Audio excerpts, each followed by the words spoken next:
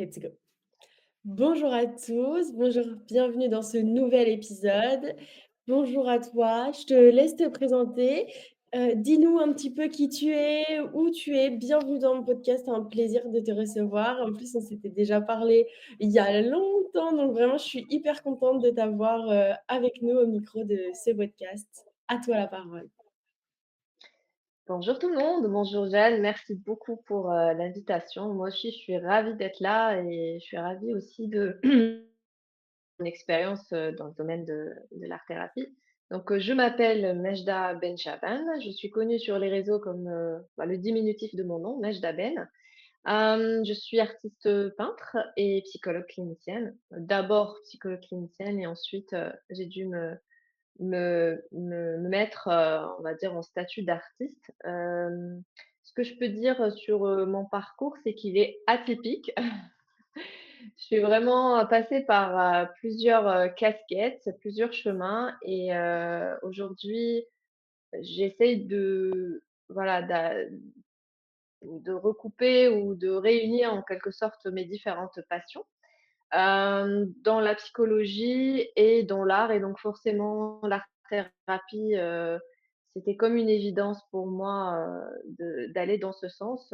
Ça a commencé en 2007 où je commençais vraiment à m'intéresser à ce sujet, à avoir beaucoup de lectures, à l'époque, il y avait pas autant de contenu, mais c'était plus des lectures. Puis par la suite, j'ai dû suivre des stages, des formations, pour, me spécialiser. Mais disons que aujourd'hui, je propose, différentes formes, d'accompagnement, à travers l'art. Je fais des ateliers collectifs et je fais aussi des entretiens ou, des accompagnements individuels Très et bien. plus spécialement, voilà, on va en parler longuement, je pense, à travers, les dessins géométriques. Ah oui, j'ai trop hâte d'en arriver là.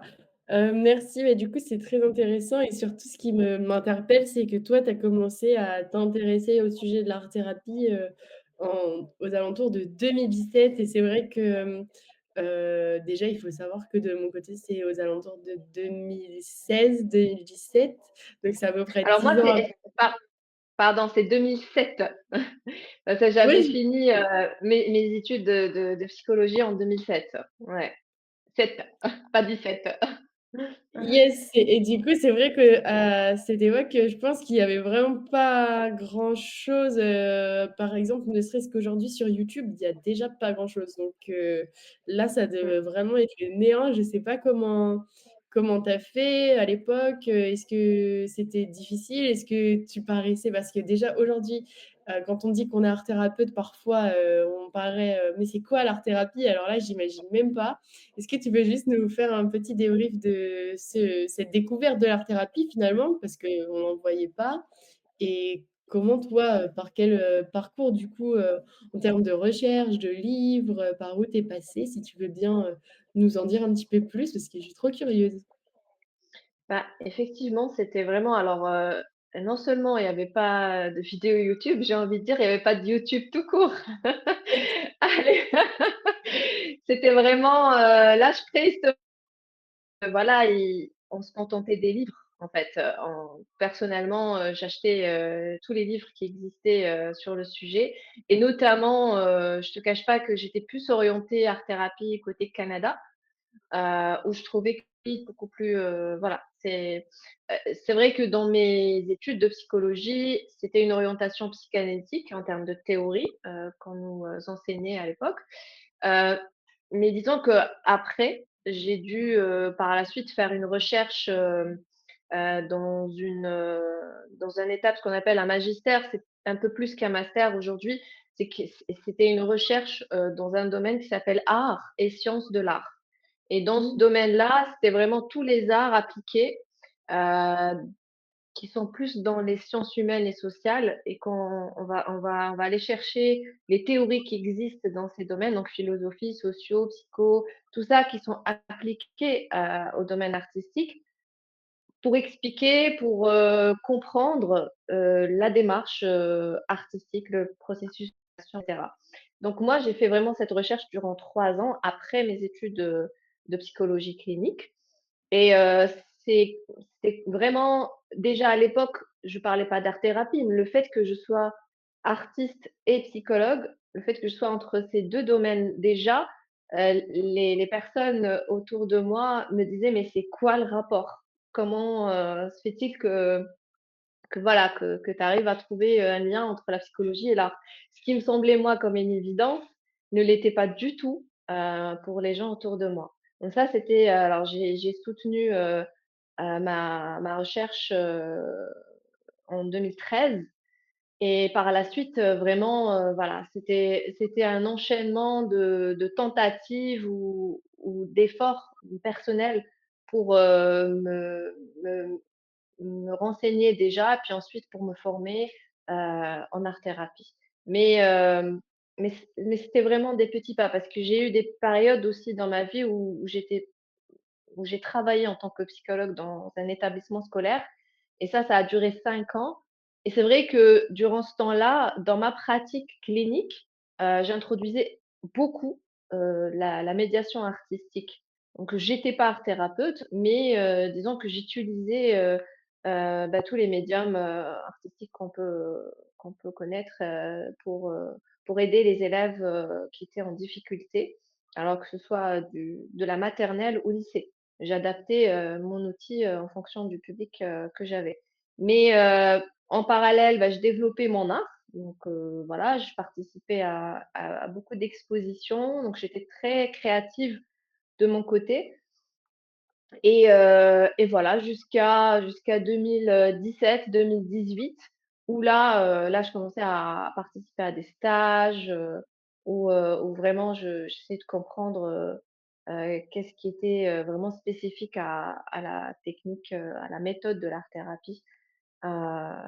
Et aujourd'hui, je suis en train de finaliser justement une VAE, donc un diplôme, de validation des acquis et de l'expérience, étant donné que j'ai eu, toutes, ces années d'expérience sur le terrain, pour avoir la certification sans passer forcément par toutes les 3 années, de formation, classique qu'on peut avoir, ici en France. Trop intéressant. Bah, oui, j'imagine que la VAE, et toute ton expérience là, en plus, en tant que psy déjà clinicienne, en tant que toi, ton expérience depuis tout le temps artiste, les études que tu as faites, oui, oui, je pense qu'on est bon, il y a pas besoin de retourner faire 3 ans, Ah oui. d'études. C'est vraiment très Bah, intéressant. Ton parcours est atypique, je pense. Je pense que du coup, c'est vraiment très intéressant. Tu es passé par un autre chemin que cette formation classique et ça, c'est beau à entendre, ça donne envie et j'ai envie de te réinviter pour te reposer plein de questions sur, justement, cette sorte de doctorat finalement que tu as fait. Ça avait l'air vraiment tellement intéressant et passionnant. Moi, j'aime beaucoup l'envers du décor, j'aime beaucoup la recherche et passer beaucoup de temps à comprendre, les choses. Waouh, ça a l'air trop bien. J'ai envie de que ce podcast dure 3 heures, mais je vais continuer dans la direction que j'avais prévue. Du coup, tu as beaucoup parlé du fait qu'en fait, initialement, toi, tu étais déjà artiste et c'est pour ça que, tu as fait la connexion entre l'art et la psycho. Est-ce que tu peux nous parler de ton parcours d'artiste et de la place que ça peut prendre aujourd'hui aussi, peut-être dans ton quotidien? À toi la parole.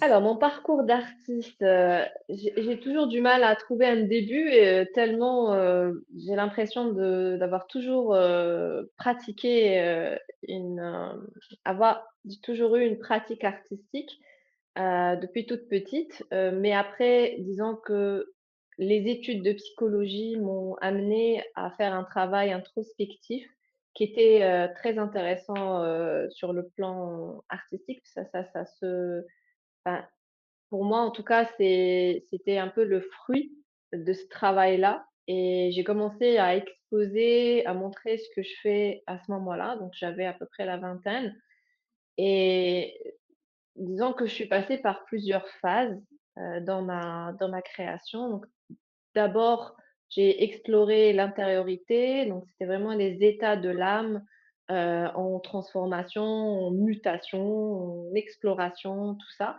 C'était vraiment des formes, j'ai envie de dire, c'était vraiment du semi, figuratif, enfin, je figurais, mais sans figurer, des silhouettes en mouvement pour vraiment montrer le mouvement de l'âme, mais sans que ce soit, des personnes à part entière. Et c'était vraiment le mouvement qui était, pour moi important et intéressant à développer comme concept. Puis, de fil en aiguille, j'ai dû faire beaucoup de voyages, notamment en Italie où, je connaissais, hein, j'avais une connaissance assez large, en histoire de l'art, mais disons que l'immersion, à Florence et à Rome, où j'ai découvert, lors des visites de la Renaissance, ça m'a complètement bouleversée et chamboulée et ça a eu un impact, significatif, dans mes créations. Où là, j'ai découvert vraiment ce qu'on appelle les allégories, c'est-à-dire vraiment, symboliser des concepts à travers des personnages et des postures et des mouvements et tout ça. Que là, j'ai commencé à introduire, ça dans les personnages ou qui devenaient un peu plus personnifiés, mais sans pour autant avoir une identité propre. C'était plus, ce qu'ils véhiculaient comme émotion, ce qu'ils véhiculaient comme symbole que la personne en elle-même. Et je parle de tout ça, pourquoi? Parce que j'ai souvent l'occasion d'expliquer pourquoi dans mes personnages, on n'a pas de visage. Donc, les personnages que je montre, que je peins, heu, n'ont pas de visage parce que tout simplement, je ne montre pas une personne en tant que telle, mais tout ce qu'elle véhicule, à travers sa posture, les couleurs, les cheveux, la chevelure, et les éléments qui sont autour de cette personne-là. Et donc, par la suite, il y a eu le voyage en Andalousie. Là, ça s'est répété 3, 4 fois puisque j'ai participé à des expositions, à Grenade où là, j'étais complètement pareil, prise par, une forte émotion, notamment où, je suis algérienne, donc j'ai cette culture en commun avec, nous avons eu en Algérie un héritage andalou qui est très important. Donc en étant, en Andalousie, j'ai un peu retrouvé cette, ces points en commun et qu'on partage avec tout le pourtour méditerranéen et c'est à travers ce voyage-là que j'ai, eu une sorte de révélation, de ce que peut apporter le motif, à mes créations et là, j'introduis les motifs avec les personnages et ça rajoute, quelque chose d'ornemental dans mes créations et en même temps une orientation, culturelle. Qu'aller part de ma culture à travers ma peinture. Puis ensuite, il y a eu, un voyage au Canada. Là, je suis restée 1 mois et à ce moment-là, je découvre le Zintangle.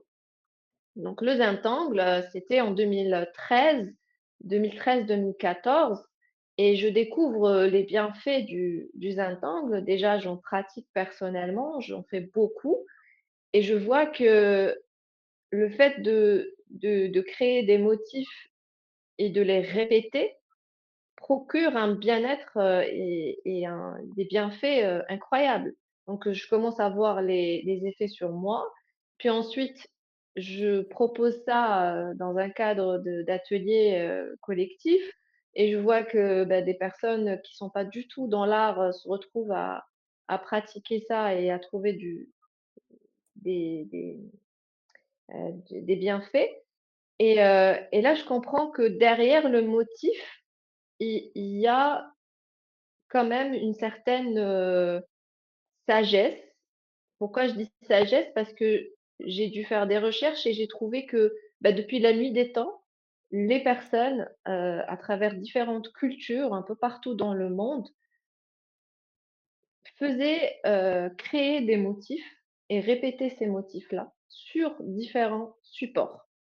Donc là, on va aller voir du côté, que ce soit en Asie, du côté des Indiens, l'Inde, de la Chine, enfin vraiment, toute cette partie du monde. Puis on va en Amérique du Sud, puis on vient en Afrique, puis en Afrique du Nord et on va voir ces symboles. Donc c'est des motifs, mais c'est aussi des symboles, parce que c'est vraiment un moyen de communiquer qui sont créés, puis qui sont répétés et j'imagine qui sont faits aussi dans un cadre, presque rituel. Il y avait pas que le motif en tant que tel qui était important, mais c'était toute la les cérémonies et les rituels qui sont associés à ces motifs-là.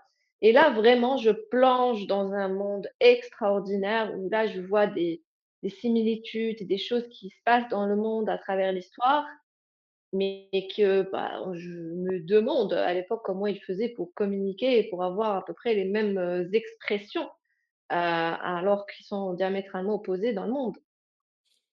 Et du coup, j'ai compris que c'est vraiment quelque chose d'inhérent chez l'être humain et puis encore une fois, je suis dans une, démarche, empirique, lorsqu'il s'agit de pratiques.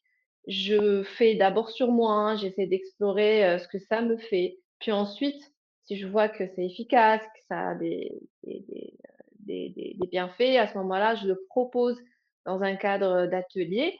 Mais pour revenir sur ma peinture, c'est ça, c'est que j'ai introduit progressivement tout doucement des motifs et moi-même à travers la création de ces motifs-là, je ressens, hein, mais c'est que c'est un moment, c'est un temps, dans mes créations où quand je suis en train de peindre les petits motifs comme ça, je ressens, beaucoup, beaucoup de voilà, je me vide la tête, j'oublie le temps, j'oublie tout, enfin, je suis dans le flow, voilà, tout simplement et jusqu'à présent, je ramène toujours des choses nouvelles dans mes peintures, mais disons que si on prend, on va dire, le point commun entre toutes mes peintures, c'est vraiment des personnages et des silhouettes qui, à travers la posture, le mouvement, véhiculent une émotion. Puis, il y a le symbole et le motif qui vient s'associer à ce personnage pour donner vraiment toutes les, je tous les éléments importants pour composer une histoire. Alors, j'ai tendance à avoir, des histoires, être dans la narration, ou ça peut être juste une émotion ou un état d'esprit. C'est trop intéressant, vraiment ça est-ce que tu veux écrire un livre, s'il te plaît, sur ça? C'est tellement C'est en vue, intéressant. ça fait Oui, s'il te partie des plaît. projets,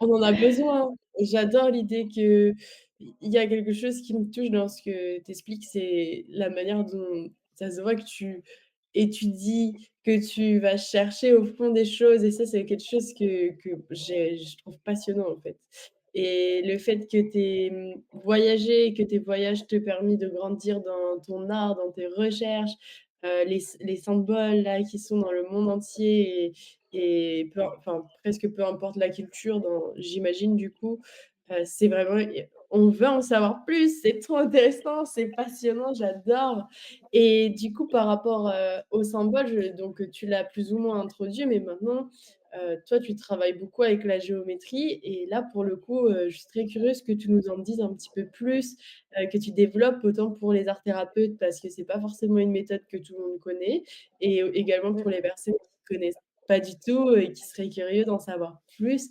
Là vraiment je suis toute oui. effectivement, donc ce que tu as dit, c'est juste parce enfin, en même temps, c'est un peu ma démarche, depuis toujours. Je fais des recherches, j'explore, je creuse le sujet. Ensuite, je teste sur moi. Ensuite, je teste, sur d'autres. Puis ensuite, enfin, vers la fin, je dis pas que j'affirme, mais voilà, j'ai des hypothèses et qui continuent de faire leur chemin. Heu, pour la géométrie, c'était comment dire? Dans un premier temps, moi, ce que je faisais, c'est que je reprenais les motifs en tant que tels. Je calquais tout simplement, je prenais le motif et je l'introduisais dans mes créations. Ensuite et même mes ateliers à l'époque, c'était ça, c'était, à la limite, du coloriage. Mais même si on le fait en peinture, mais ça reste du remplissage. Puis un jour, j'étais en train de voir, les bienfaits du mandala, mais le mandala à l'origine qui est une pratique éphémère, heu, avec la poudre de riz que font, donc du côté du Tibet et tout ça. Heu, je me disais: «Bah, au final, c'est plus le processus qui compte». que le résultat final, tout joli, tout beau, tout coloré. Donc, il y a quand même, encore une fois, une sagesse derrière le processus. Et pareil, je vais faire mes recherches, je vais voir derrière le mandala, qu'est-ce qui se passe, qu'est-ce qu'il y a de particulier, pourquoi, comment, et cetera. Et bah, j'ai compris que, en fait, déjà, mandala veut dire centre, veut dire qu'il y a une forme, concentrique, donc il y a un centre et qu'il y a des rayons. Peu importe la forme après par la suite qu'on peut rajouter, mais et je me suis dit: «Mais attends, mais ça existe dans toutes les cultures, cette forme-là concentrique». Certes, nous, quand on entend mandala parce que c'est un terme sanskrit, comme le yoga, on a l'impression que c'est spécifique à cette région du monde. Sauf que non, bah, on va la trouver partout et dans la culture arabo-musulmane, on va avoir ces motifs géométriques qui ont été développés à partir du 11e et du 12e siècle, notamment à travers l'intérêt qu'avaient à l'époque, les savants, chercheurs et les scientifiques sur tout ce qui concernait la cosmologie et les mathématiques et la physique et donc ils étaient fascinés par le cosmos, par les constellations et puis il y avait une, au-delà de l'inspiration végétale qu'on peut avoir, dans le la décoration et l'ornement, qu'ils faisaient à l'époque, mais il y avait aussi cette dimension-là qui était, très présente et qui a donné naissance à tout ce qu'on peut voir aujourd'hui lorsqu'on voyage dans les pays qui ont eu cet héritage-là. Et donc je me suis dit: «Mais au-delà de l'aspect esthétique, et vraiment, agréable, harmonieux, il y a aussi un processus. Il y a aussi vraiment quelque chose qui qu'on peut tirer du fait de générer cette forme-là». Et là et quand a commencé l'aventure où j'ai, vraiment, plongé dedans et j'ai été voir, en fait, je voyais une forme et je me disais: «OK, là maintenant je vais deviner par quoi la personne qui a fait cette forme, par quoi elle a commencé».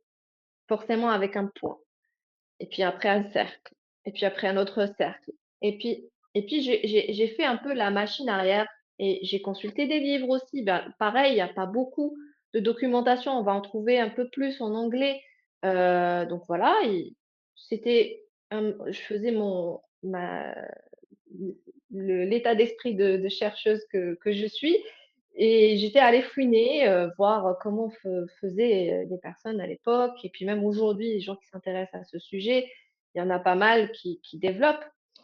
Donc pareil, j'ai compris la logique qu'il y avait derrière, puis jusqu'à maintenant, hein, je connais, j'ai l'impression de connaître, 10-20 de ce qui existe, tellement le domaine est extraordinaire. Donc encore une fois, il y en a plusieurs personnes qui s'intéressent au sujet du point de vue esthétique, mais moi, j'arrive toujours à le rattacher à l'aspect, heu, ce que ça me fait.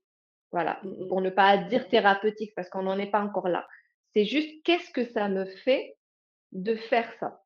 Qu'est-ce que ça génère en moi comme, ressenti, comme émotion quand je fais ça? Donc le processus qui et ça, c'est un principe clé en art-thérapie, c'est que le processus prime sur le résultat. Et là, j'ai appris, j'ai découvert, la fleur de vie, j'ai découvert que c'est la forme, géométrique la plus ancienne que l'être humain connaît, sur terre. On a découvert une trace à plus de 6 000 ans avant Jésus-Christ dans un temple sur un temple égyptien où elle est gravée cette fleur de vie. Puis hop, je fais des recherches et là je la trouve pareil en Amérique du Sud, en Asie centrale, en Asie mineure, en Europe, en Afrique, elle est partout cette forme-là, qu'elle soit sur un support en 2D ou en support en 3D, elle est partout. Et à partir de la fleur de vie, je me dis: «Bon, bah, je vais générer, hop, je fais des lignes, je connecte des points» et là, j'ai des formes qui sont à l'infini. En fait, je peux générer autant de formes que je veux et tout ça, il m'a amené à développer justement un concept d'atelier où j'ai voulu et je le dis, hein, moi, les personnes qui viennent à mes ateliers, je leur dis: «Vous êtes mes cobayes, hein, la recherche est en cours».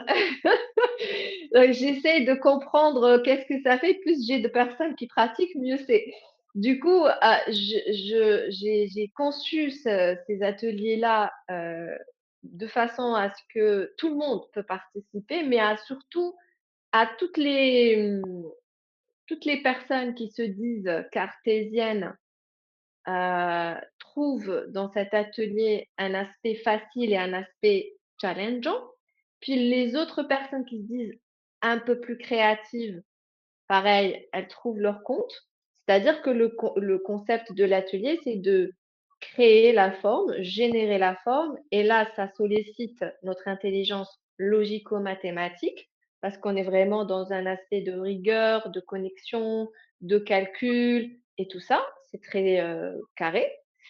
Puis, la deuxième partie qui consiste à peindre sur un support cette forme-là, et là, ça vient nous chercher vraiment sur notre côté, intuitif, créatif, et là, c'est les couleurs, c'est les débordements, c'est des, changements. Alors moi, je leur donne, on fait ensemble le même motif, mais dans la deuxième partie, chacun est libre de rajouter des choses ou d'enlever des choses, donc de s'approprier la forme, et c'est pour ça qu'à la fin, on va voir qu'on a démarré de la même base, mais que chacun a pris un chemin.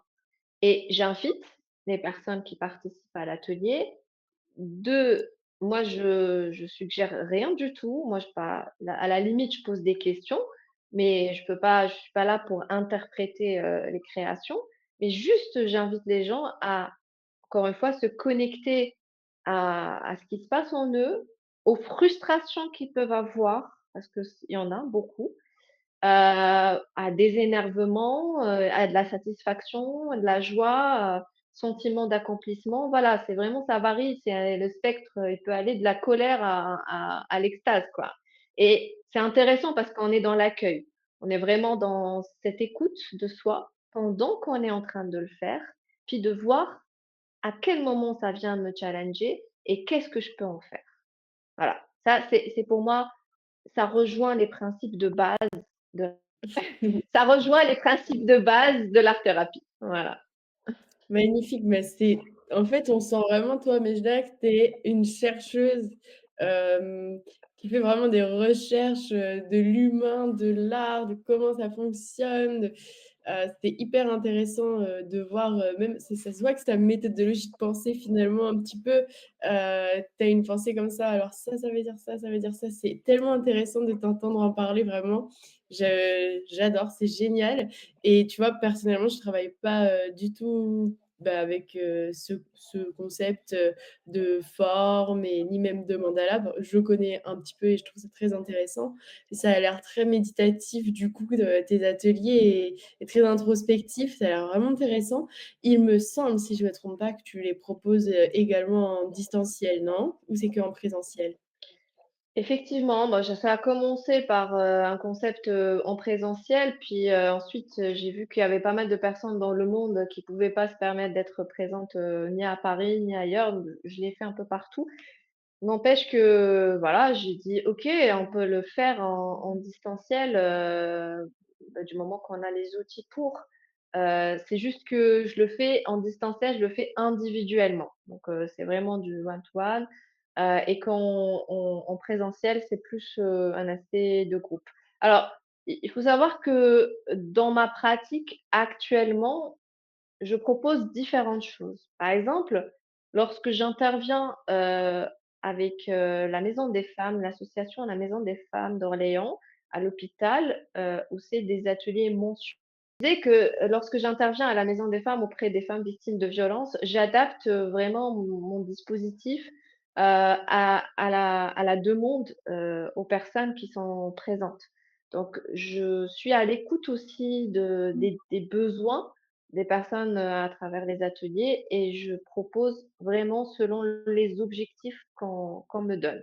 Pareil, j'interviens également auprès des élèves en décrochage scolaire où là, le contexte, les paramètres que j'ai, le temps, l'espace, le nombre, la demande, tout ça en fait, c'est comme un cahier des charges que j'ai et à partir de là, moi, je développe mon aspect, créatif où je crée un concept adapté à ce public-là. Et disons que c'est des publics où il y a la problématique, elle est plus ou moins claire. C'est que, voilà, les femmes victimes de violences ont un parcours un peu traumatique et elles sont là pour reprendre confiance en elles, pour, se réparer en quelque sorte. Puis les élèves en décrochage scolaire, on est plus dans la confiance en soi, dans l'orientation, dans le fait de trouver, un repère, tout ça. Et pareil, j'ai un autre public qui sont des personnes en situation d'immigration ou aux personnes les sans-papiers. C'est un autre public, c'est un autre cadre d'intervention et ça demande d'autres, pratiques. Et disons que la géométrie aujourd'hui, je la propose pour un public qui vient pas forcément pour faire une thérapie, pour un public qui est là, pour passer un bon moment de détente, un après-midi. Ils sont là, c'est un atelier. Parfois, ben, j'en ai qui sont revenus, 2-3 fois, mais disons que c'est pour ça que je dis pas que c'est des ateliers d'art-thérapie parce que clairement, on n'est pas dans la thérapie. J'invite chaque personne à aller, se questionner, mais je ne vends pas cela comme étant de la thérapie. Je vois, bah, c'est très intéressant franchement. J'aime l'idée que ce soit en distanciel aussi pour pouvoir, permettre au plus grand nombre de participer. Du coup, bah, aux personnes qui nous écoutent, de toute façon, je vais mettre dans la description toutes les informations. Donc pour vraiment aller plus loin et comprendre encore mieux, ta méthodologie, je pense que le mieux, c'est de s'aventurer à tester. Donc je vous invite à le faire, franchement, ça a l'air vraiment super. J'ai, heu j'ai quelques questions de fin, mais j'avais une dernière Oui. question où tu pourrais, développer un petit peu également. C'était, à propos des couleurs parce que j'étais déjà, vue parler, des couleurs et de leur importance par rapport à nos ressentis et cetera. Est-ce que tu veux bien, nous en dire un petit peu plus et puis après on va conclure? Alors, concernant les couleurs, c'est vraiment un domaine, pareil, hein, que j'ai exploré de façon très intuitive et que je continue, d'apprendre parce que c'est un autant on s'intéresse à la forme, puis ensuite on se dit: «Ah mais quand même, il y a quand même un volet assez intéressant et important concernant les couleurs». Pareil, parce que c'est des longueurs d'onde, donc c'est une question, de vibration. Donc comment nous, on va interagir avec ces couleurs, comment ces couleurs qu'on va utiliser vont avoir un impact sur nous, sur notre état d'esprit, notre état d'âme. Et pareil, lorsqu'on on vient, on met des couleurs dans son environnement et tout. Voilà, c'est comment on peut utiliser les couleurs de façon à ce que ça puisse, nous faire, du bien ou nous questionner. Hier, j'étais en train de travailler, justement avec une personne qui me disait: «Quand je suis triste, je vais créer, des œuvres, avec les couleurs sombres ou alors quand je suis en colère et tout ça». Je lui dis: «OK, c'est, en fait, vous êtes dans une forme d'expression brute, c'est-à-dire que vous déposez ce que vous ressentez à travers les couleurs que vous pensez appropriées. C'est OK. Après qu'est-ce que vous voulez?» Il me dit: «Je veux avoir plus de ressentir, essayer d'avoir plus de joie, plus d'optimisme dans ma façon de voir la vie, de voir les choses». Je lui dis: «Bah, ça ne n'empêche pas, la colère et la tristesse, d'être là. Donc le noir, le gris, le marron, tout ça, le brun, toutes ces couleurs sont OK et qu'on vient les déposer parce que ça vient renseigner sur notre état. Mais après comment alors c'est là où le principe art thérapeutique intervient, c'est comment on va utiliser ces couleurs-là pour les transformer et en transformant ces couleurs, on vient transformer par effet de miroir notre intériorité et notre ressenti du moment. Donc, travailler ça avec les couleurs, c'est vraiment puissant. Parce qu'une fois qu'on va prendre ce qu'il a fait avec du noir, du gris et du brun, encore une fois, c'est OK de ressentir ça. Et par la suite, l'étape qui va suivre, c'est qu'on va prendre ce qu'il a fait avec ces couleurs et on va le refaire avec d'autres couleurs. Puis observer et voir qu'est-ce que ça fait. C'est toujours, dans cet état de processus, d'observation, de faire des allers-retours et de comprendre, quelle est la couleur qui va me donner plus d'énergie. Et ce que j'avais partagé, récemment, notamment à travers un live, c'est que je disais qu'il y avait des couleurs qui avaient une énergie qui permettait plutôt à notre énergie d'être, plus élevée. Donc quand on est plus dans une énergie basse, on est un peu, fatigué, triste, tout ça, le fait de réaliser de faire, d'être dans l'action ou de porter ou d'avoir dans son environnement des couleurs chaudes, ça va faire augmenter, cette énergie-là et donc on va aller plus dans quelque chose de dynamique. Puis inversement, lorsqu'on est énervé, en colère, on est contrarié et tout, on rentre stressé à la maison, à ce moment-là, avoir des couleurs un peu plus froides va permettre de nous apaiser, de nous mettre vraiment dans une ambiance calme. Et d'ailleurs, c'est ce qui peut être propice à l'endormissement. C'est pour ça que je dis le plus souvent dans les chambres, mieux vaut avoir des couleurs plus, voilà, qui vont dans des gammes plus froides, parce que c'est nécessaire pour favoriser l'endormissement. Voilà. Cette explication, elle m'a donné envie de peindre, vraiment trop envie de peindre en couleurs, je te jure. Vraiment très intéressant, hyper précis et on adore, parce qu'on a l'impression de rentrer dans ta pratique, des explications qui sont très claires. Merci beaucoup. Honnêtement, je pense qu'on va te réinviter sur ce podcast à l'occasion parce que c'est Grand trop plaisir. intéressant. J'adore, genre, je pourrais t'écouter parler encore longtemps. Mais on va passer aux questions de fin, donc c'est à peu près toujours les mêmes, pour poser un petit cadre dans mon podcast, donc je reprends mon petit papier. Tout d'abord, est-ce que tu aurais des livres à conseiller ou un seul livre comme tu veux, aux personnes qui nous écoutent? Peut-être, un livre sur la couleur, peut-être un livre sur, les formes géométriques, peu importe. Est-ce que tu en as à conseiller, aux personnes qui nous écoutent? Bon, alors, premier livre concernant, la créativité que j'ai adoré, c'est Comme par magie d'Elisabeth Gilbert. Donc celui-là, tu vois, je savais pas que tu allais me poser cette question, mais mes livres, ils sont autour de moi. Alors même si je l'ai lu, mais il est toujours, voilà, il y a des passages que j'apprécie, que je relis par moments.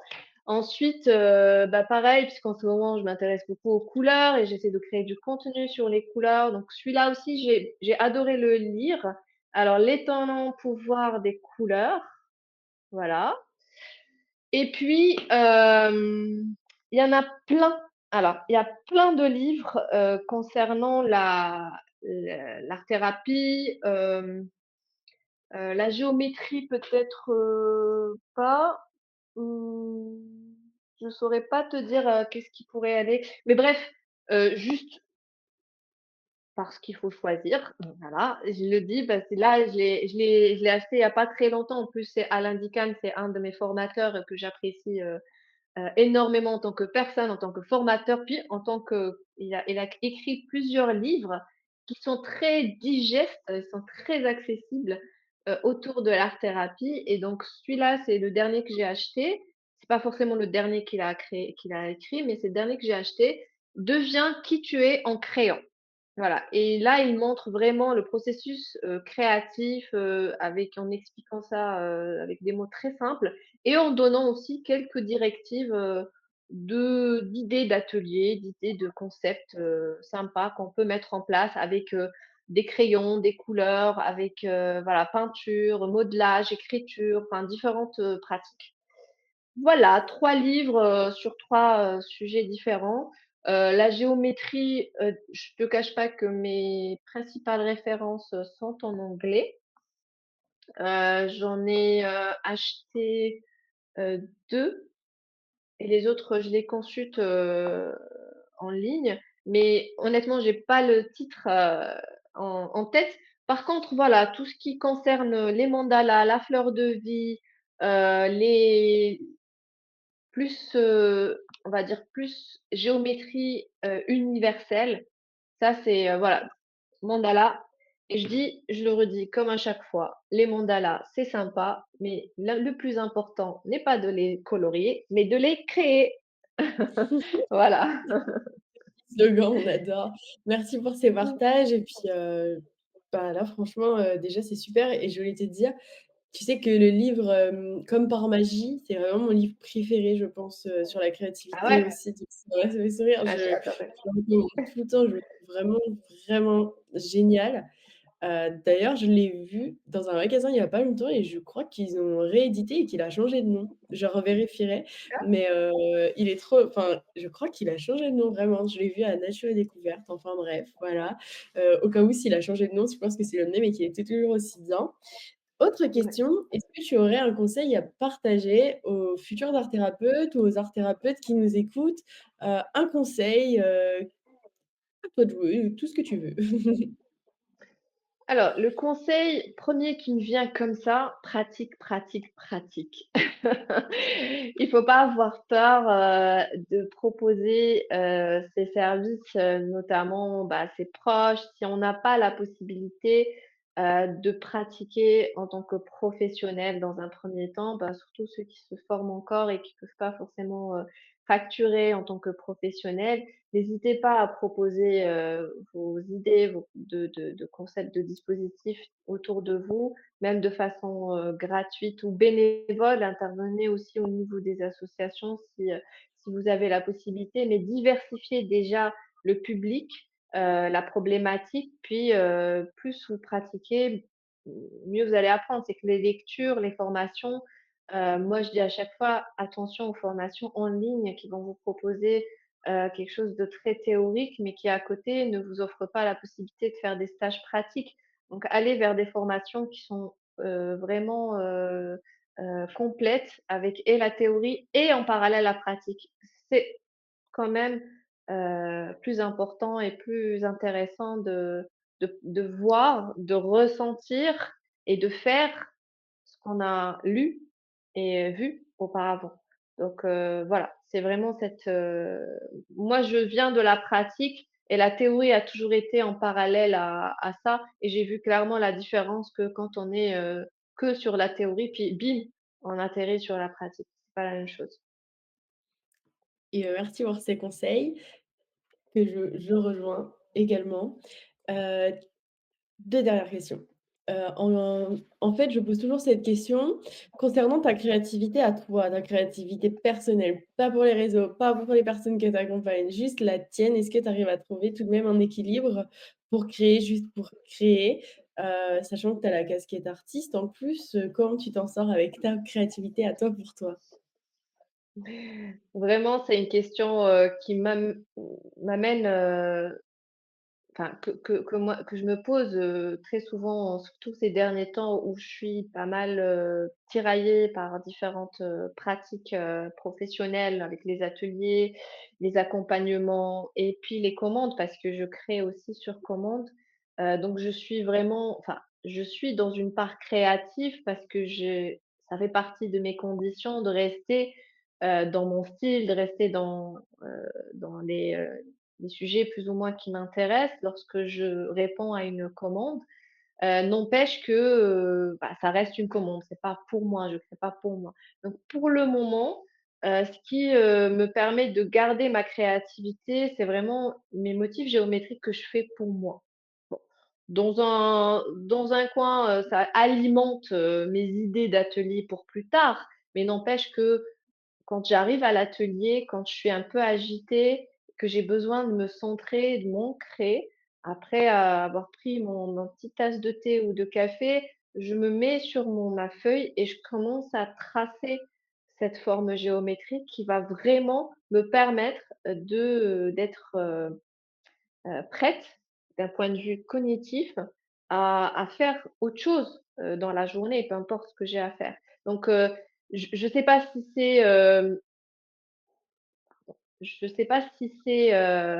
une question, enfin, si c'est la créativité que je nourris, mais elle participe énormément à mon équilibre, on va dire.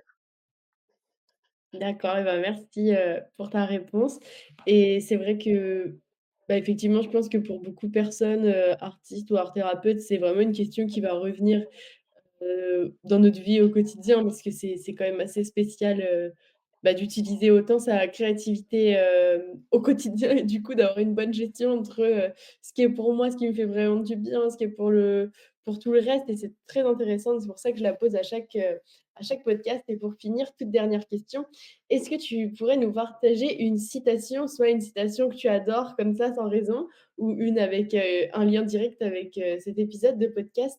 Je te laisse la parole et je te laisse nous dire, ta citation et puis après ce sera terminé.